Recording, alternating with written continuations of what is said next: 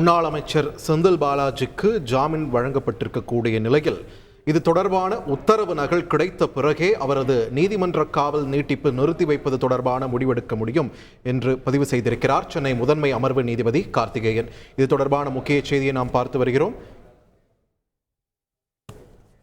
தொடர்ந்து கூடுதல் விவரங்களை வழங்க இணைகிறார் எமது செய்தியாளர் சுரேஷ்.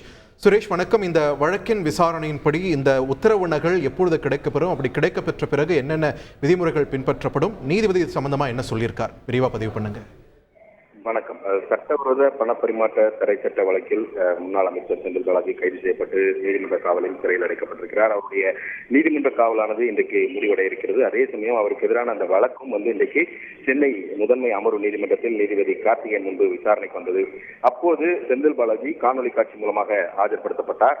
தொடர்ந்து அவருக்கு உச்சநீதிமன்றம் ஜாமீன் வழங்கி இருப்பதே விவரம் நீதிமன்றத்துக்கு தெரிவிக்கப்பட்டது. இதையடுத்து உச்சநீதிமன்ற உத்தரவு நகல் கிடைத்த பிறகு அவருடைய காவல் நீட்டிப்பை பற்றி முடிவு செய்து கொள்ளலாம் என்றும் அதுவரைக்கும் இந்த காவல் நீட்டிப்பானது நிறுத்தி வைக்கப்படுவதாகவும் தெரிவித்தார். மேலும் அந்த நிபந்தனை ஜாமீனில் விடுவித்த அந்த உத்தரவு இன்னும் கிடைக்கப்பெறவில்லை என்பதால் அது கிடைத்த பிறகு இது சம்பந்தமாக முடிவெடுக்கப்படும் என்றும் நீதிபதி தெரிவித்து இந்த விசாரணையை பிற்பகலுக்கு தள்ளி வைத்திருக்கிறார்.